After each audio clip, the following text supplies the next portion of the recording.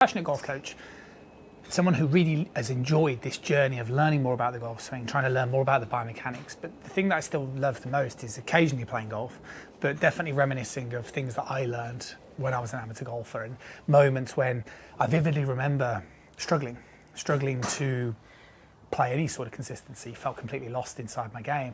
And one of the sort of really vivid moments I remember that sort of helped me go from this sort of 6 handicap who was struggling to sort of break 80 to somebody who could quite quickly shoot in towards the 60s and progress very quickly with the game was the lessons were very much on this idea of trying to play a fade. And the coach that I had at the time would be very keen on me trying to play fade. And I think this worked for a couple of reasons. One, because what it started to do is it meant I didn't have a two-way miss, which I'll go into in this video. And two, it got me focusing a little bit more on the ball flight rather than just swing positions. And again, that's really useful. That's something that I'm always trying to work on with my students, is make sure that they understand that the changes that they're making to the game are contextual. Now, the fade basically means you've got to try and get the feeling that you're hitting the golf ball with an open face. Okay, and the biggest problem for myself and lots of golfers is the club head overtakes the hands. Now the question is, what is that really? Because equally, you're going to stand there going, yeah, I get that, Russ, but I don't want to hit the golf ball with an open face.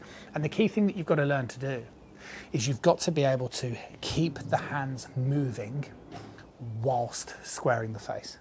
And that's the key thing that I've really sort of learned in an oversimplified way, is what you don't want to do is the hands stop moving and the club head overtakes. What you've got to do is keep the hands moving as I'm squaring the face. So the way we square the face is arm rotation. And I practice this left arm rotation as I'm doing here. So I'm sort of rotating, if you like, my forearm and my upper arm, both clockwise and counterclockwise. But when I'm hitting the golf ball, I don't want to stop my hands and do this. What I want to do is keep my hands moving ahead of the club head as I'm squaring the face. And that really is the key thing. So if you are somebody who has that two-way miss, then 100% run down that idea of trying to hit the golf ball with an open face.